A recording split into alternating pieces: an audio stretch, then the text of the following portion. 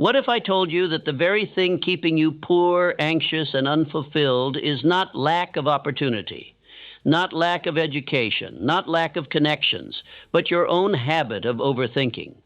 What if I told you that the endless circles of doubt in your mind are the chains the devil himself uses to keep you from God's plan? And what if I told you that until you break those chains by trust, nothing, no effort, no talent, no plan will ever work? You would call me extreme. You would say, surely it cannot be that simple. Yet I tell you, it is not only simple, it is law. You may be in debt today. You may have no savings, no property, no rich friends to help you. You may sit at your table rehearsing every failure, every lost chance, every painful regret. You may say to yourself, I have nothing, I know nothing, I am nothing. And still, I declare to you, if you continue overthinking, if you refuse to trust, then 10 years from now, you will be in the same place.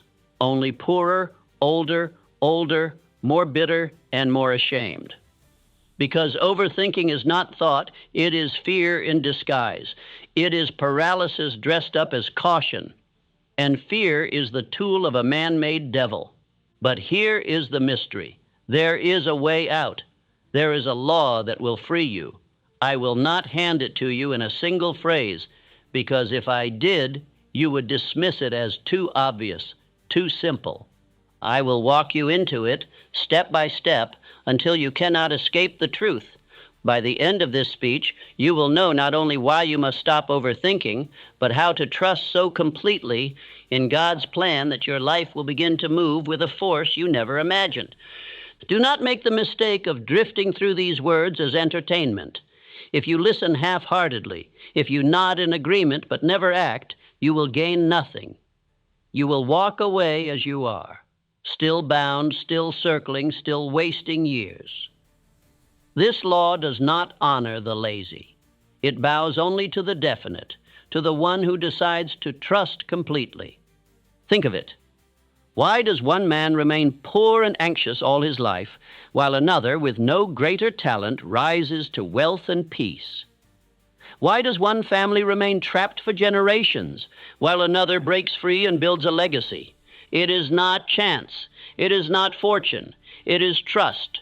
The man who trusts in fear will overthink forever and drift into nothing. The man who trusts in faith will act, and his action will be blessed. R.U. Darby was 3 feet from gold when he quit. His fear whispered, it's gone, you failed. He overthought, he delayed, and he surrendered. He walked away from millions. Another man, less educated, less experienced, trusted the advice of an engineer, drilled a little further, and found a fortune. The difference was not labor, both worked. The difference was not opportunity, both had the same land. The difference was trust versus overthinking. One quit, one trusted, one lost, one gained. And I say to you, God's plan is revealed in the desire burning in your heart. Every time you overthink it, every time you delay, you are saying to God, I do not trust you. I will wait until I am certain. That hesitation is not prudence. It is rebellion. It is declaring that your fear is wiser than His plan, and rebellion never prospers. Trust, however, opens the gates of destiny. So listen carefully. For the next few minutes, silence every other thought. Forget your doubts, forget your regrets, forget the critics who mock you. Hold one question in your mind. What if I, today, finally trusted God's plan without hesitation? By the end of this speech, that question will no longer be a dream. It will be a command you can obey. Because I tell you plainly, trust, or it will never happen. Part 1, the trap of overthinking, fear as the great enemy. Fear is the tool of a man-made devil. Faith is the weapon that defeats him. You must understand this truth before all others. Every man who has failed, every woman who has wasted her years in waiting, has bowed before the spirit of fear. It enters silently. It disguises itself as caution, prudence, hesitation, or endless reflection, but its true name is paralysis. When a man falls victim to fear, his mind begins to circle upon itself. He repeats his thoughts until they grow weary and weak. He calls this thinking, but it is not thought. It is drifting, the state of mind that the devil loves most. Drifting is thought without purpose, motion without direction, labor without harvest. It is the slow death of ambition and the silent enemy of destiny. Overthinking is drifting clothed in the garments of reason. A man tells himself he is being wise, that he is making sure before he acts. Yet days pass, weeks vanish, years are swallowed, and still he is not moved. What has happened? He has surrendered his power to fear, and fear whispers, "Wait a little longer. Think once more. Delay until tomorrow." That whisper is the voice of defeat.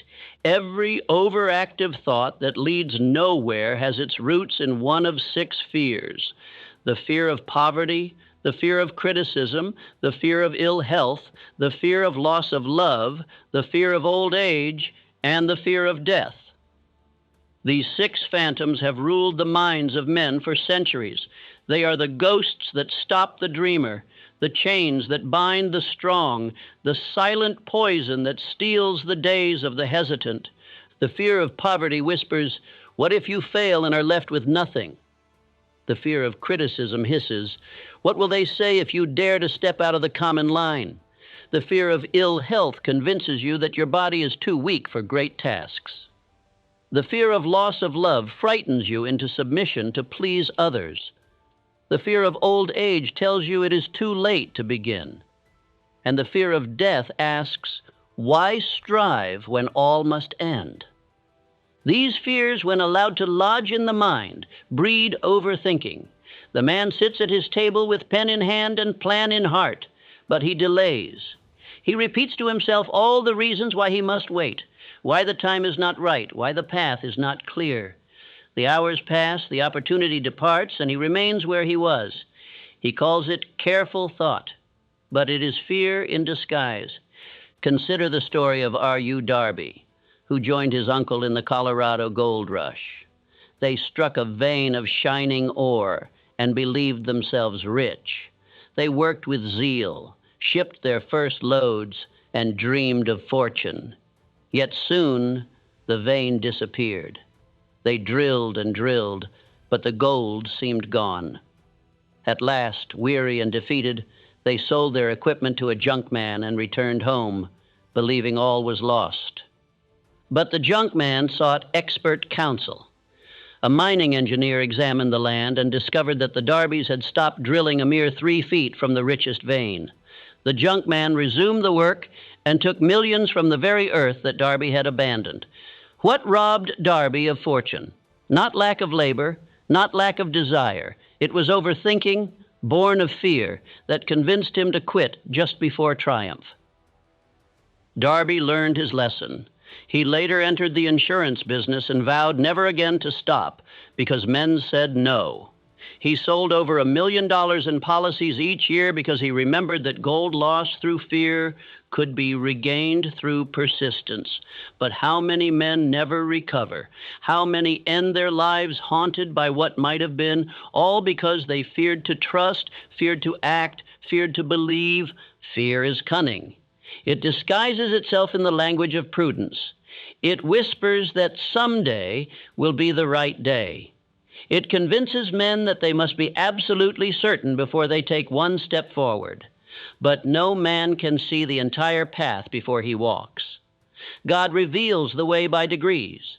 To demand complete sight before moving is to deny God's method, to reject his plan, and to enthrone fear in his place. You must know that the devil's greatest workshop is the idle mind. A mind that drifts without decision becomes his servant. He feeds it with fears, fills it with doubts, and directs it to useless thoughts. He does not need to destroy you with calamity. He only needs to make you delay, and delay is the most costly thief of all. The richest treasure chests of the world are graveyards filled with unwritten books, unrealized plans, and unlived dreams. Overthinking is not wisdom, it is wasted energy. Wisdom is swift and definite. Wisdom weighs, decides, and acts. Wisdom learns by moving forward, not by standing still. Overthinking is cowardice parading as caution. It is the fear of choosing wrongly, which results in not choosing at all. And not choosing is the worst decision of all, for it is surrender to fate instead of obedience to faith. You cannot think your way into freedom while you are enslaved by fear. You must recognize that thought is power only when it is directed with definiteness of purpose. An arrow may be sharp, but it is useless until it is aimed. The mind may be strong, but it is wasted until it is fastened upon a definite goal. Overthinking is the archer who forever pulls the string but never releases the shaft. Men justify their overthinking by saying they are waiting on God. But God does not honor delay born of fear. God has already placed within you the seed of his plan. He demands faith, not hesitation. He demands trust, not worry. To wait endlessly is not faith. It is rebellion, for it refuses to move when he has already spoken in the burning desire of your heart. Every step of progress in the history of mankind has been taken by men who refuse to overthink. Edison, in the face of thousands of failures, persisted until he brought light to the world. Lincoln, in spite of defeat after defeat, trusted the plan that lifted him to the presidency. Ford, laughed at for his vision of a horseless carriage, moved forward until he placed wheels under the world. None of these men surrendered to the paralysis of fear. The man who trusts in fear will always overthink, and the man who overthinks will always drift. But the man who trusts in faith acts. He may stumble, he may fall, he may endure defeat, but he moves forward. Each defeat becomes a seed of victory. Each fall a preparation for rising higher. Action guided by faith is obedience to God's law. Inaction governed by fear is slavery to the devil's law. Therefore, I warn you, if you would ever achieve, you must master this enemy of overthinking. You must cast out the 6 fears. You must refuse to drift. You must look fear in the face and declare, "You are not my master." I think with definiteness. I act with courage. I trust God's plan, not the whispers of my doubts. Only then can you escape the snare of hesitation and the trap of delay. I say again, fear is the tool of a man-made devil. Faith is the weapon that defeats him. Overthinking is the battlefield where fear wages war against your destiny. If you surrender to it, you drift, you delay, and you die with your song unsung. If you resist it with faith, you act, you persist, and you live as the master of your fate and the captain of your soul. And now, having torn away the mask of overthinking and exposed it as fear in disguise, I will lead you into the truth that conquers it. For just as fear is the seed of all drifting, faith is the seed of all triumph. In the next part, I shall show you how to replace fear with complete trust in God's plan, and how to walk in the certainty that nothing can defeat a man who lives by faith. Part 2.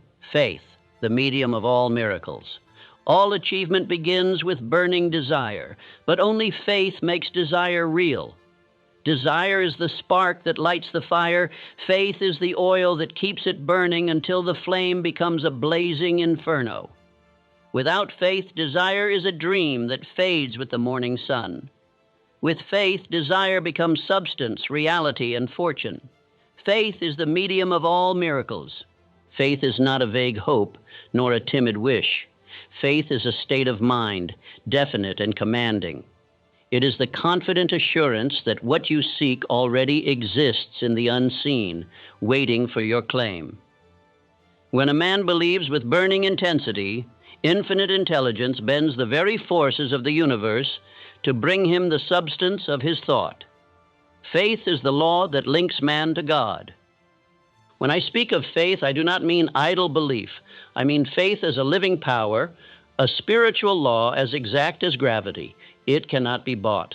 It cannot be stolen. It must be cultivated. And once cultivated, it will move mountains. It will open doors where none seem to exist. It will create riches where only poverty appears. Faith is the invisible force that makes the impossible possible. Charles M. Schwab, Once a young steel worker with little to his name rose to the pinnacle of industry through faith. He believed in Andrew Carnegie's vision when others doubted. When Carnegie placed before him the plan of uniting scattered steel companies into the United States Steel Corporation, Schwab did not hesitate. He trusted the vision, placed his faith in it, and delivered. That faith was worth $600 million. Faith always precedes achievement, it precedes money, it precedes inventions, it precedes success. Thomas Edison did not see the electric lamp before he created it, but he believed it could exist, and that belief carried him through 10,000 failures until faith gave birth to light. Henry Ford did not see the automobile in every man's driveway when he began, but he believed it, and the belief brought forth a new age of transportation. Faith is the only antidote to fear. Where faith abides, fear cannot dwell. Fear looks backward and imagines calamity. Faith looks forward and sees victory. Fear says, "What if I fail?" Faith answers, "What if I succeed?" Fear paralyzes. Faith mobilizes. Fear chains the mind. Faith releases its power. If you would overcome overthinking, you must cultivate faith, for it replaces fear with action and obedience to God's plan. The cultivation of faith requires repetition. What you say to yourself daily becomes the food of your subconscious mind. If you repeat the language of fear, "I cannot, I may fail, I am not ready," your subconscious accepts it as law and produces according to it. If you repeat the language of faith, "I can, I will, I must," your subconscious receives that order and moves every power to fulfill it. Therefore, I command you to use auto-suggestion, the deliberate planting of faith in your mind. Stand before your mirror morning and night. Speak aloud words of conviction until they take root. Declare, "I live by faith, not by fear. I trust the plan laid out for me. I see myself already victorious." Repeat these words until your voice trembles with belief and your heart beats with certainty. Faith is the bridge between the finite mind and infinite intelligence. It is the only medium through which man may call upon God to translate his desires into reality. The man who acts in faith walks in partnership with the Almighty. His plans are fortified with divine power. His steps are guided by unseen hands. His path may twist and turn, but the destination is assured, for faith is God's language. When a man prays, he is practicing faith, but let him not pray timidly. Let him pray with definiteness, with belief that what he asks is already his. Infinite intelligence responds not to empty words, but to burning faith. A prayer without belief is noise. A prayer with faith is power. Faith transforms prayer from hope into command, and infinite intelligence answers that command with results. I have seen faith restore health where physicians declared hopelessness. I have seen faith lift men from poverty to fortune. I have seen faith transform timid souls into leaders of nations. History is filled with men and women who were not the wisest, nor the strongest, nor the most skilled, but who possessed faith so bold that the world had no choice but to bow before it. Faith is the eternal advantage. Do not confuse faith with luck. There is no such thing as luck. Luck is the word used by the lazy to describe the achievements of the faithful. Faith does not gamble. It does not drift. Faith acts with purpose, moves with decision, and persists until the unseen becomes seen. What others call chance is the harvest of faith sown in silence and reaped in triumph. When overthinking besieges you, remember this: you cannot see the entire plan because it is not yours alone. God's plan is revealed step by step, not in its entirety. Faith means moving on the light you have, trusting that more light will come. To refuse to move until you see the whole path is to deny God. To step forward with what you know is to trust Him fully. If you would banish fear, practice faith as you would practice any skill. Repeat affirmations until they burn in your mind. Associate with those whose faith is strong, for faith is contagious as much as fear is. Guard your mind from the words of doubters, for their fear will creep into your spirit. Place yourself daily in the atmosphere of faith until it becomes your natural air. Say with me now, I live by faith, not by fear. I trust the plan laid out for me. I see myself already victorious. I obey the whisper of desire within, for it is God's message to my soul. I know that every step forward is guided by infinite intelligence.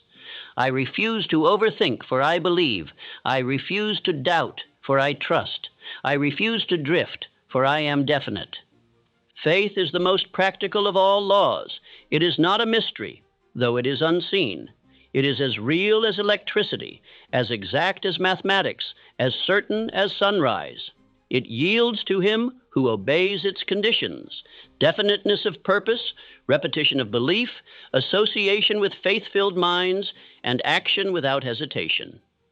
Meet these conditions, and faith will reward you beyond your imagination. Therefore, let no man excuse himself by saying, I lack faith. Faith can be cultivated as surely as muscle can be strengthened. Begin with repetition. Begin with small acts of trust. Begin with affirmations that stir the heart. Each day your faith will grow until it becomes a mighty fortress. And once that fortress is built, no storm of fear, no shadow of doubt, no whisper of criticism can shake it. Remember always, overthinking is the symptom of unbelief. Faith is the cure. When you live by faith, you need not replay the same thought 1,000 times. You decide, you act, and you rest in the assurance that infinite intelligence moves with you. Faith frees the mind from endless circles and fills it with straight paths. Faith is the end of overthinking and the beginning of certainty. Part 3. Decision, the end of doubt. Overthinking is indecision clothed in fine garments. It parades as wisdom, but it is cowardice. The man who waits, hesitates, and delays is the man who has surrendered his power to doubt. Doubt is the seed of fear, and fear is the destroyer of faith. Until you learn to decide swiftly and firmly, you will remain a servant of drifting. Decision is the end of doubt. The mastery of procrastination is the mastery of destiny. Every fortune I have studied, every leader I have examined, has possessed the power of decision. Andrew Carnegie amassed his empire because he decided promptly and acted without hesitation. The weak drift with the tide of public opinion, but the strong chart their own course, and their decision becomes law to all around them. Henry Ford offers one of the greatest lessons in decision. When his engineers declared it was impossible to cast an 8-cylinder engine in one block, Ford replied with a simple command: produce it anyway. They failed for months, even years, but Ford would not change his decision. His definiteness forced discovery. Today, the V8 stands as a monument to the power of one man's decision. Indecision breeds overthinking. The mind replays the same question: should I? Should I not? Shall I wait? Shall I act? Each circle drains power, weakens courage, and paralyzes action. Decision breaks the circle. Decision releases energy. Decision commands the faculties of imagination, faith, and persistence to unite in immediate action. Without decision, faith is wasted. With decision, faith is made flesh. Men excuse their delay by saying they seek certainty. But certainty never comes before decision. It comes after. When you decide, you send a message to infinite intelligence that you are ready, and then the way is shown. To refuse to decide until you see the entire path is to reject God's order, for he reveals the plan step by step. Decision is trust in his guidance. The truly great men of history were stubborn in decision. Lincoln was pressed from every side to compromise, but he stood immovable when the destiny of the Union required firmness. Edison endured ridicule and endless failures, yet never wavered in his decision to bring light to the world. Napoleon Bonaparte declared that nothing was more difficult and nothing more precious than the power to decide. Decision is not reckless haste. It is definiteness of purpose expressed in action. Recklessness is blind impulse. Decision is vision guided by faith. The difference is this: recklessness leaps without purpose. Decision leaps with direction. Recklessness wastes energy. Decision multiplies it. Recklessness drifts with chance. Decision commands opportunity. Both move, but only one moves toward destiny. Indecision is the soil in which fear grows. It begins as a small hesitation, a moment of delay, a pause for further thought. Soon it becomes a habit, then a prison. Men who fail are men who never learn to decide. They drift with public opinion. They bend to the will of critics. They delay until the opportunity has passed, and then they call themselves unlucky. But their true enemy was indecision. Do you wish to honor God's plan? Then decide. Decide to act upon the desire He has planted in your heart. Decide to move forward, even if the path is dim. Decide to obey the whisper of imagination, the nudge of opportunity, the call of faith. Each decision, however small, strengthens your power. Each decision made in faith builds a habit of mastery. Each decision is a step out of fear into trust. Say with me now, I decide swiftly and firmly. I am guided by divine wisdom, and I act in obedience. My hesitation is gone. My doubt is slain. I know that God's plan reveals itself only when I decide to walk in it. I refuse to drift. I refuse to waver. I refuse to surrender to fear. I am a man of decision, and my decision is law. Overthinking dies when decision lives. You cannot serve both masters. If you decide, you silence the voice of fear, you end the endless circle, and you open the door of action. But if you delay, the circle continues, fear grows stronger, and the opportunity vanishes. Decision is the sword that cuts the knot of overthinking. One stroke, and the tangled cords of doubt fall away. When you face a choice, do not consult the timid or the faithless. Their fears will become your fears, and their hesitation will paralyze you. Consult your own desire, the whisper of infinite intelligence within. Decide, and then act. The timid may call you reckless, but time will reveal that decision was wisdom. History never honors the hesitant. It honors the man who decided when others wavered. I say to you, indecision is rebellion against God. To delay when He has spoken in your desire is to insult the source of your gifts. He did not place the dream within you to see it buried under hesitation. He placed it there to be acted upon. Each delay is disobedience. Each decision is obedience. Which will you choose? Fear's rebellion or faith's obedience? Remember the story of Darby, who stopped 3 feet from gold. It was not failure of labor that ruined him. It was failure of decision. He decided to quit. The junk man decided to persist. One lost a fortune, the other gained it. The difference was decision. The gold of life lies ever 3 feet beyond hesitation. Only decision will bring you to it. When you train yourself to decide quickly and firmly, you will find that men begin to respect you. The world loves decisiveness even when it fears it. Men and women of weak decision instinctively submit to those whose minds are definite. Decision commands loyalty, attracts opportunity, and multiplies faith. The undecided are servants. The decided are masters. Do not be deceived by appearances. The man who hesitates may appear thoughtful, but his thought is fruitless. The man who decides may appear stubborn, but his stubbornness bears fruit. The one spends years in reflection and dies with regret. The other acts with courage and dies with triumph. Better to be wrong in decision than right in hesitation, for even a wrong decision can be corrected by persistence. Now I call upon you to end the tyranny of overthinking. Resolve this very hour to decide. Decide upon your purpose.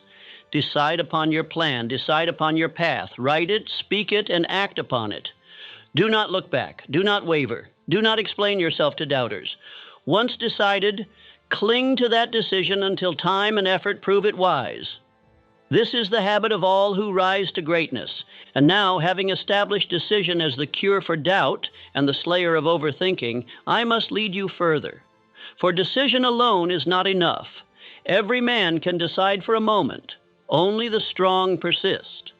God will test your faith through obstacles, defeats, and trials. In the next part, I shall show you how persistence proves your trust in God's plan, and how temporary defeat conceals the seed of future triumph. Part 4. Persistence, trust, tested by adversity.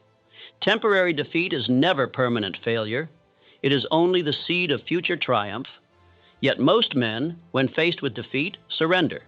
They overthink, they analyze, they explain, they excuse, and by doing so, they abandon the gold that lies just beneath the surface.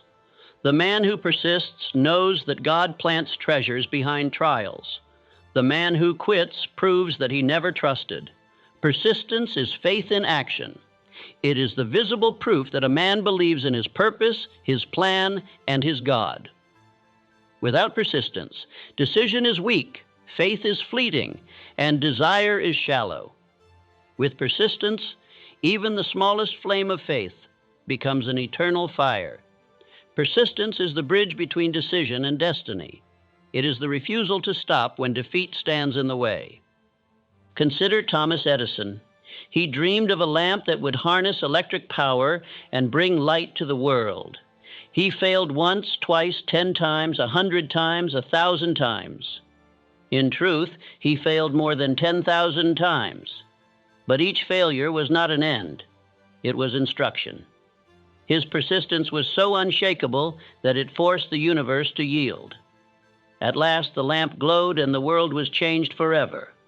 Edison said he had not failed 10,000 times. He had discovered 10,000 ways that would not work. That is the philosophy of persistence. It sees every defeat as instruction, every obstacle as training, every delay as preparation. Overthinking calls defeat a disaster. Persistence calls it a teacher. Overthinking stops to complain. Persistence moves forward, gathering strength with each step. Overthinking is the opposite of persistence. The overthinker revisits the same defeat in his mind until it becomes larger than life. He circles the problem endlessly, never moving forward. The persistent man, though beaten down, rises again, saying, "I will not quit until victory is mine." Overthinking consumes energy in useless circles. Persistence converts energy into forward motion. One drifts, the other conquers. God tests faith through adversity. He places obstacles in the path not to destroy you, but to prove you. Without resistance, there is no strength. Without trials, there is no triumph. Without persistence, there is no proof of trust. Every trial conceals a blessing, and persistence uncovers it. Those who quit never learn that God's delay is not denial, but preparation for greater victory. R.U. Darby learned persistence through loss. He stopped 3 feet from gold and forfeited a fortune, but he later resolved never again to quit. In the insurance business, when men told him no, he remembered the gold mine and pressed forward until he heard yes. He became one of the greatest salesmen of his time. Persistence transformed his defeat into lifelong triumph. Every man is called to his own test. Some are tested with poverty, some with criticism, some with ill health, some with betrayal, some with failure. But all are tested. The difference between the weak and the strong is persistence. The weak surrender to fear. The strong continue, though weary, bruised, and mocked. Persistence is proof of trust in God's plan. It is obedience in the face of opposition. When faith is strong, persistence becomes natural. You do not ask whether to continue, you simply continue. Like a river carving stone, you press forward day by day, never retreating. The stone may resist for years, but the river wins. Likewise, the world may resist your desire, but persistence will carve the channel through which destiny flows. The man who persists cannot be denied forever. Say with me now, I persist. I stand firm. I know that every trial conceals my treasure. My defeats are but teachers. My delays are but preparation. I refuse to quit. I refuse to surrender. I refuse to drift. I trust the plan. I honor the test. And I move forward until my faith is proven. I persist, for persistence is my obedience to God's call. History reveals that persistence is the common mark of all success. Lincoln failed in business, was defeated in elections, and suffered years of discouragement. Yet he persisted, and at last he preserved a nation. Rockefeller was mocked as a dreamer, but he persisted until he mastered the oil industry. Carnegie began in poverty, but he persisted until he became a master of steel. None of them escaped trials. All of them mastered persistence. Do not deceive yourself into thinking that persistence is easy. It is not. It requires courage when all seems lost, discipline when the body is weary, and faith when the night is long. But it is precisely in those moments that persistence proves its power. Anyone can continue when the path is smooth. Only the faithful persist when the way is dark. That is why persistence is rare and why it is priceless.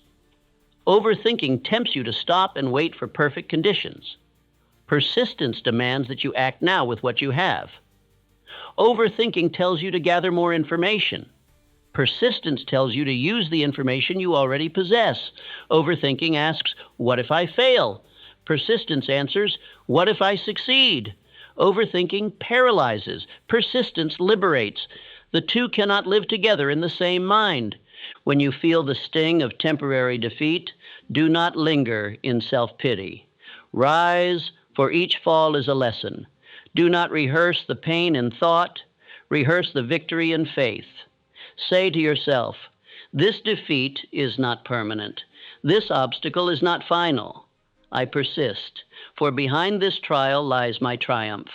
Persistence turns defeat into fuel, delay into discipline, pain into preparation, and faith into fact.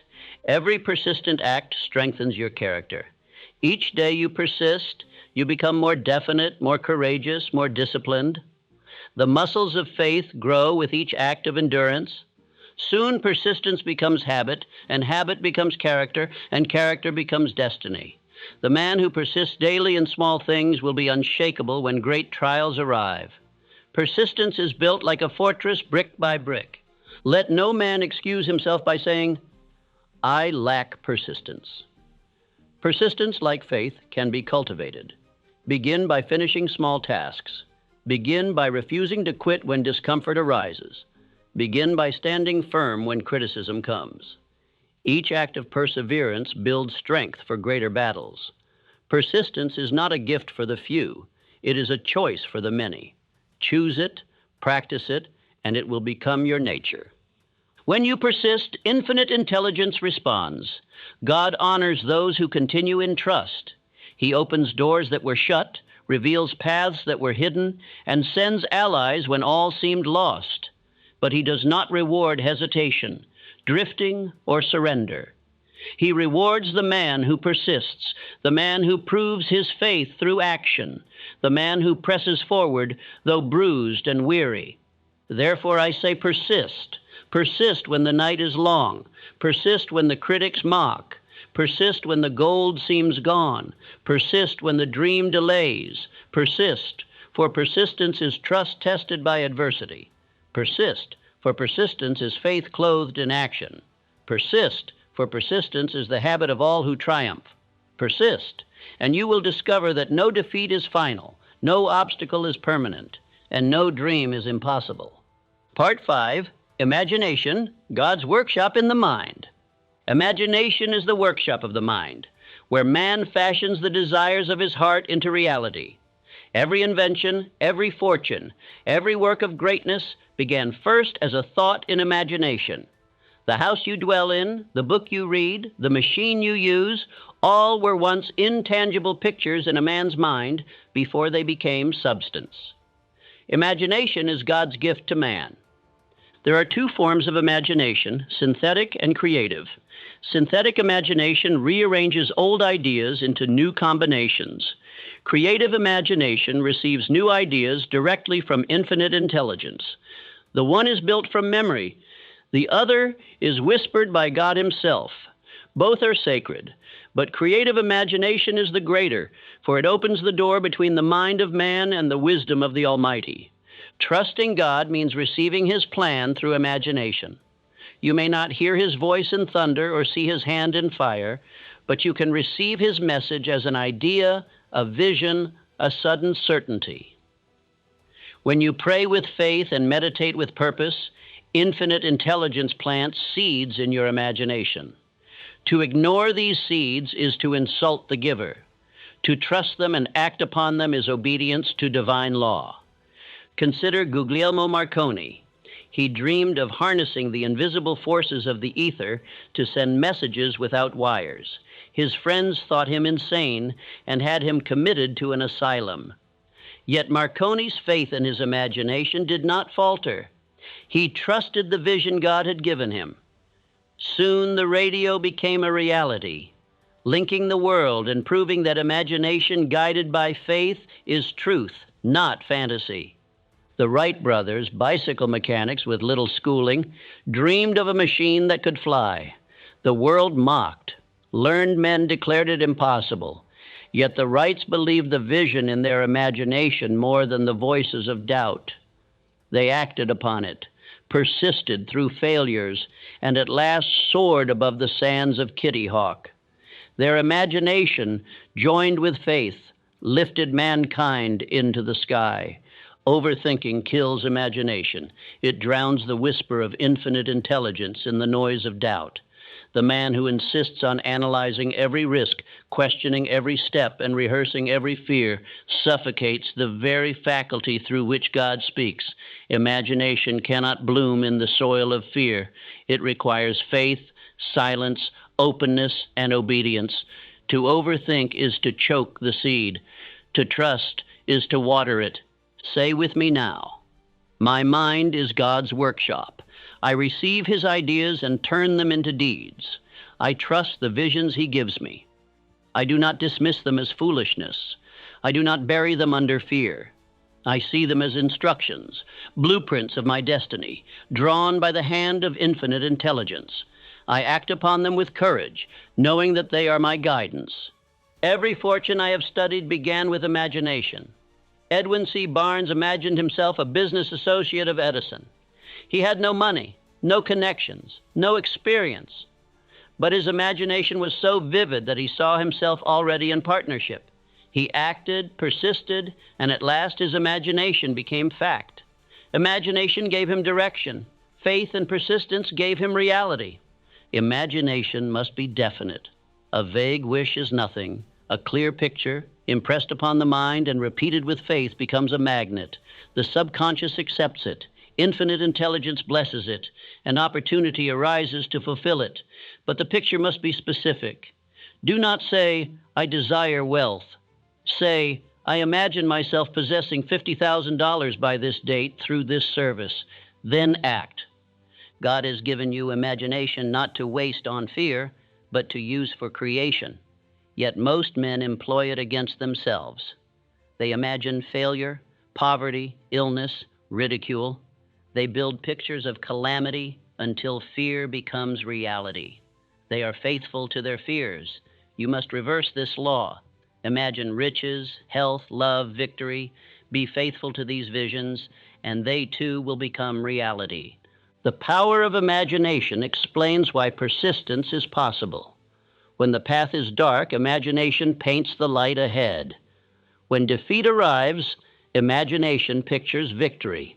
When critics mock, imagination hears the applause of triumph. Without imagination, persistence dies. With imagination, persistence grows. For imagination allows you to see the end before you arrive. That vision sustains you through every trial. Imagination is the channel through which inventions are born. Edison imagined a lamp before it existed. Ford imagined the automobile for the masses before it was possible. Rockefeller imagined a world supplied with oil before he controlled a single well. Carnegie imagined a steel empire while he was still a telegraph boy. Imagination gave them direction, and faith made them obey. Therefore, I say to you, cherish your imagination. Guard it from fear. Feed it with faith. Exercise it daily. Picture your desire clearly. Speak it aloud. Write it on paper. Repeat it until it becomes an obsession. Treat it as sacred, for it is the voice of infinite intelligence speaking to you. To dishonor it is to reject your destiny. To obey it is to fulfill God's plan. Let no man mock your imagination. Every prophet was once mocked. Every dreamer was once ridiculed. Every innovator was once called mad. Yet time revealed that imagination was truth, while the critics vanished into silence. Trust your imagination when it is joined with faith. It is not madness. It is revelation. It is not fantasy. It is guidance. It is not folly. It is destiny. The overthinker dismisses imagination as too risky. He demands proof before he acts. But imagination is the proof. It is the blueprint. The building does not precede the plan precedes the building. So it is with your life. The vision comes first in imagination, then the reality follows in substance. To demand substance before vision is ignorance. To trust vision before substance is wisdom. Say again with me, my mind is God's workshop. I receive his ideas and turn them into deeds. I honor imagination as divine instruction. I picture my desire with definiteness. I trust the vision more than the doubts of men. I act, I persist, and I triumph. For imagination joined with faith is the voice of God. Part 6, organized planning, aligning with God's order. God is a God of order. The stars march in their paths with precision. The seasons keep their appointed times. The tides obey their rhythm. If the universe is governed by order, how can you expect success without it? Desire gives birth to vision. Imagination provides the plan, but organized planning gives it structure. Without planning, imagination is chaos. With planning, it is creation. A definite plan is the crystallization of faith.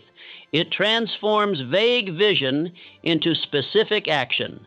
Men fail not for lack of imagination, but for lack of organized planning. They drift with vague dreams, never writing them down, never assigning dates, never preparing steps. Infinite intelligence rewards definiteness, not vagueness. Faith requires proof in deeds, and deeds require a plan. Andrew Carnegie built his empire not by accident, but by organized planning. He surrounded himself with men whose talents surpassed his own. This was his mastermind group. Each brought knowledge, skill, and vision.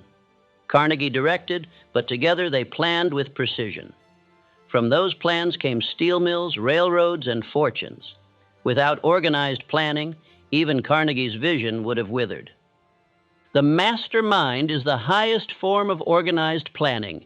It is the coordination of knowledge and effort in a spirit of harmony between two or more minds for the attainment of a definite purpose. No single man possesses all knowledge, but when men meet in harmony, their minds blend, and infinite intelligence joins their counsel.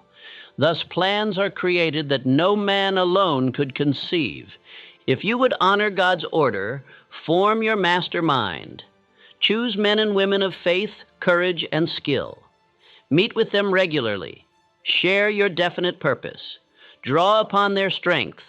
Do not allow discord, for harmony is essential. As the Bible says, where 2 or 3 are gathered in my name, there am I in the midst. So it is with a mastermind. Infinite intelligence attends the meeting. Overthinking resists planning. The overthinker waits for perfect conditions, demands complete certainty, and wastes years in endless speculation. But faith does not delay. Faith writes the plan with what light it has, sets the date, and begins at once. It adjusts as needed, but it begins. Overthinking is endless motion without direction. Planning is direction that commands motion. Write your plan clearly. State what you desire when you desire it, and what you will give in return. Outline the steps to be taken. Assign dates. Measure progress. Do not wait until the plan is perfect, for no plan is ever perfect. Begin now, and perfection will grow with action. A weak plan executed is stronger than a perfect plan never begun. Remember that failure often follows poor planning. But failure is not permanent. It is instruction. Revise the plan, improve it, and persist. Edison revised his plans thousands of times before his lamp burned. Ford revised his designs before his automobile succeeded. Rockefeller adjusted his strategies before mastering oil. The great do not abandon plans. They refine them until victory is won. Say with me now, I plan with definiteness, and I act with faith. My plans align with God's order. I write my desire clearly. I set my dates firmly. I outline my steps specifically. I consult with men of faith and wisdom. I persist through failure, for failure is only instruction. My plans grow stronger with each test. I move forward in order, as God Himself has ordered the universe. A plan without action is dead. Do not wait until all resources are gathered. Begin where you are, with what you have. The man who waits for all conditions to be perfect will never begin. Begin with your present tools, and better tools will appear. Begin with your current allies, and greater allies will join. God honors action, not delay. He multiplies resources only for those who start. The history of commerce proves this law. Men who waited perished. Men who acted triumphed. The merchant who risked his ships across the sea brought home riches. The farmer who sowed though the clouds threatened reaped a harvest. The entrepreneur who planned and acted in faith built industries. Fortune has no mercy for the hesitant, but she bows to the man of organized planning and bold execution. Guard your plans from critics. The overthinker delights in tearing down the visions of others. Reveal your plan only to those who support it. Critics will infect you with fear. Keep your purpose before you, your plan upon paper, and your faith in your heart. When the plan is strong in results, then reveal it. Until then, guard it as a seedling in the soil, hidden until its roots are strong. Do not confuse planning with overplanning. The timid spend years arranging details, then perish without action. True planning moves swiftly from thought to paper to action. It allows adjustment, but it demands movement. The only way to perfect a plan is to test it in action. The battlefield reveals flaws that the desk never shows. Begin, adjust, and persist until victory is won. Organized planning requires discipline. You must schedule your hours, manage your resources, and direct your attention. The drifter wastes time, the planner redeems it. The drifter squanders resources, the planner multiplies them. The drifter scatters his thoughts, the planner concentrates them. Concentrated effort, directed by plan, is the difference between wish and wealth, between drifting and destiny.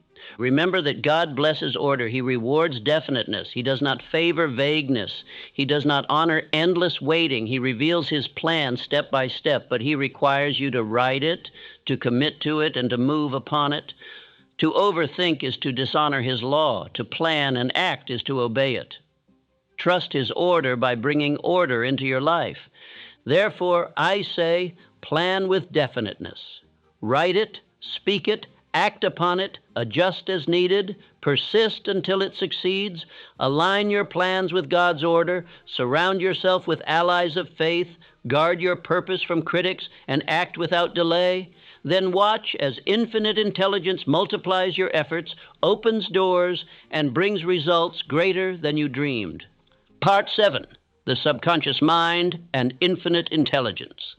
The subconscious mind is the connecting link between man and infinite intelligence. It receives every thought, every word, every image impressed upon it, and it acts as a channel to the source of all power. It does not reason. It does not question. It accepts what you feed it, whether faith or fear, and it translates it into reality. Thus, the man becomes the master or the slave of his own mind. Overthinking poisons the subconscious. Each doubt repeated, each fear rehearsed, each hesitation indulged. becomes a command to the subconscious to bring forth paralysis. The man who continually pictures failure will meet it. The man who continually rehearses poverty will live in it. The subconscious obeys the law of suggestion. It produces what you feed it, whether poison or nourishment. Faith purifies the subconscious. When you impress it with definite purpose, burning desire, and repeated affirmations, it accepts these as law.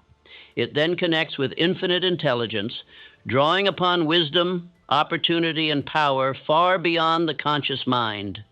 Faith is the only language the subconscious understands in its highest form.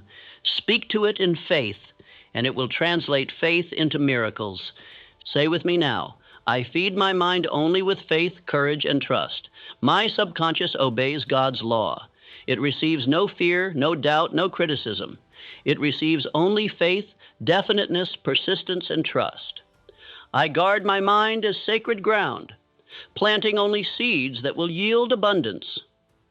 I refuse to overthink, for I know the subconscious will grow whatever seed I sow. Consider the story of my own son. He was born without ears, and physicians declared he would be deaf and mute for life.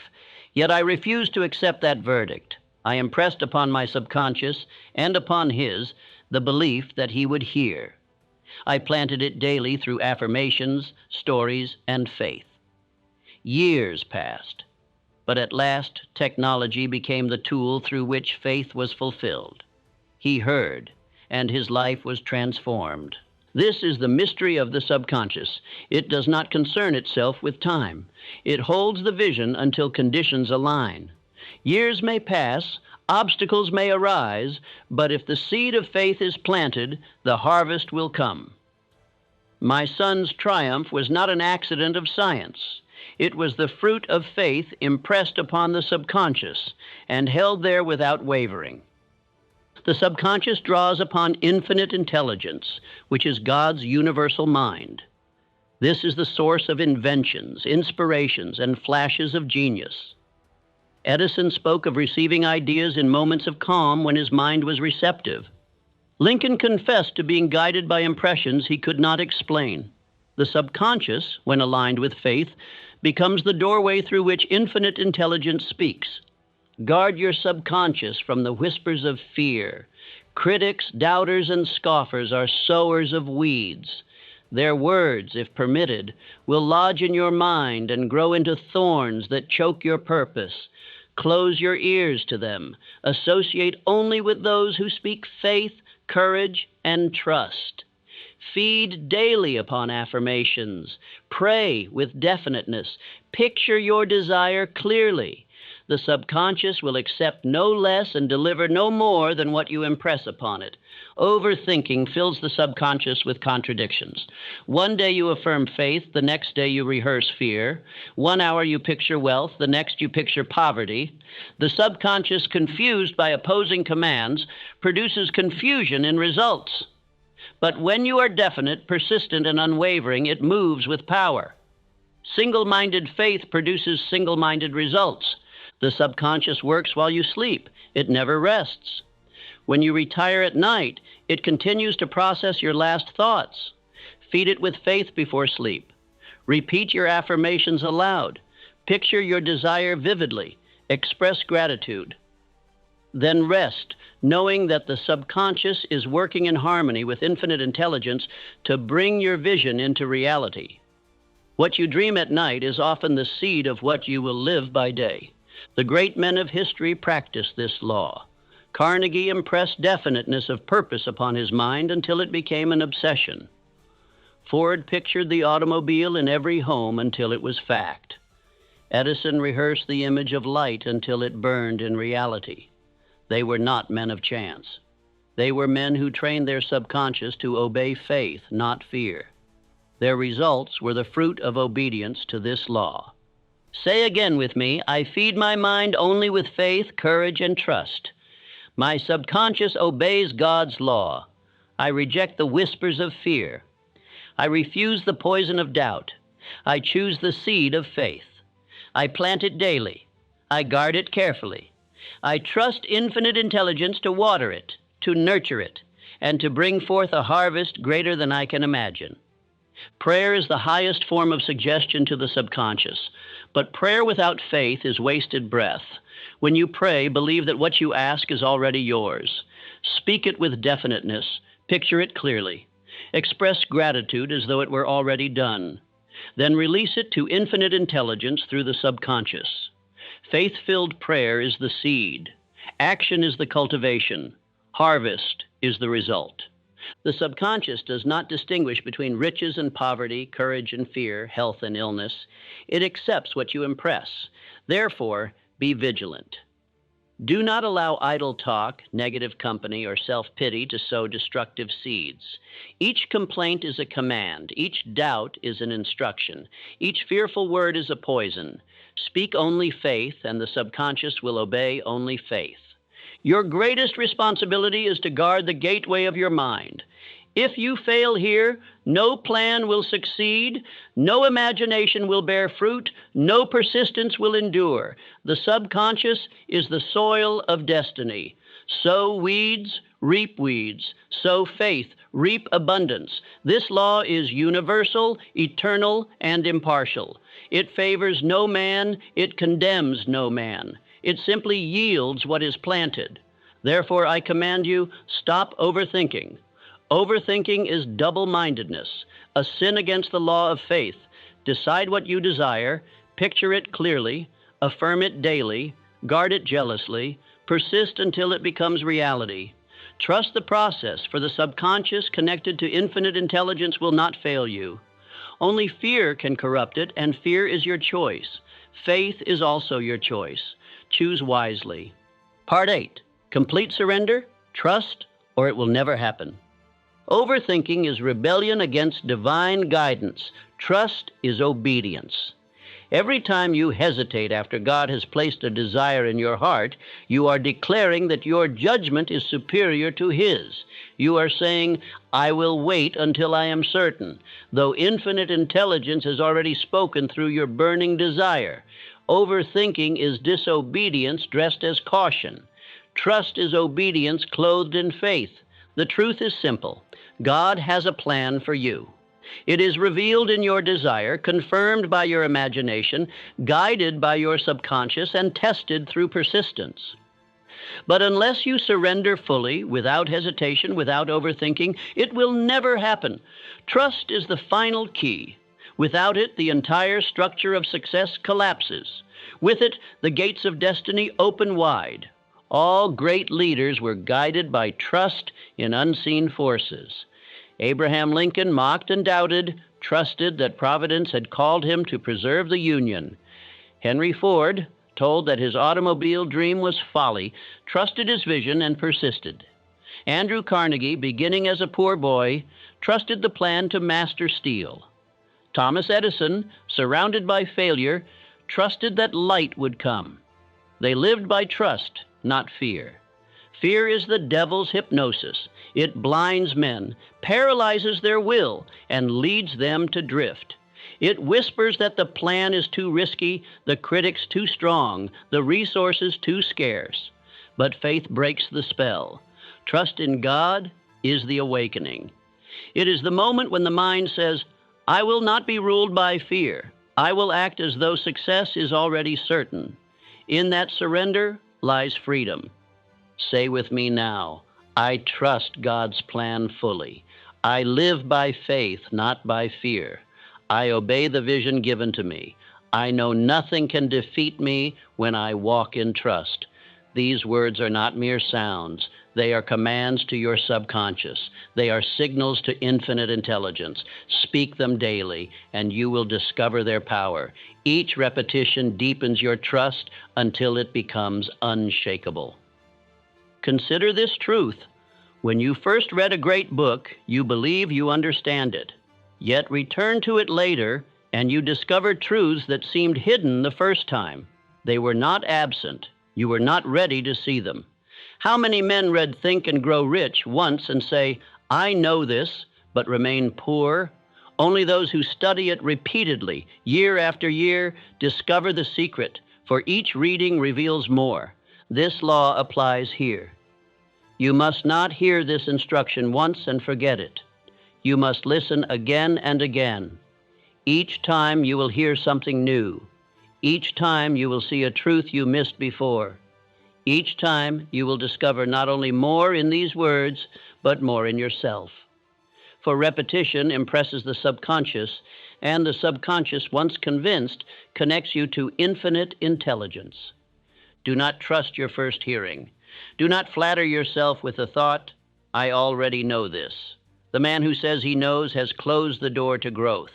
The man who listens again, as though for the first time, discovers treasures deeper than before. Truth is infinite, and each unit of time reveals a new layer. What seemed hidden yesterday shines like gold today when you return with faith.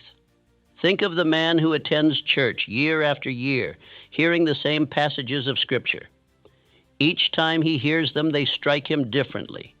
In youth, they sound one way, in trial another, in victory yet another. The words have not changed. The man has changed. His new state of mind allows him to hear more deeply. So it is with this philosophy. Repetition is the path to revelation. Therefore, I say to you, repeat this daily. Play these words again and again. Speak them aloud. Let them echo in your room, in your heart, in your soul. The more you repeat, the more you will believe. The more you believe, the more you will trust. And the more you trust, the more you will see God's plan unfolding in your life, step by step, day by day, with certainty. Overthinking ends when trust begins. But trust must be reinforced daily.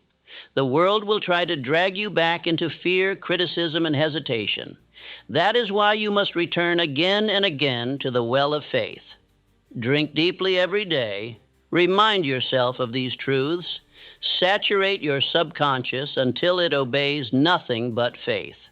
Then you will stand immovable, no matter what storms arise. The man who trusts fully is unshakable.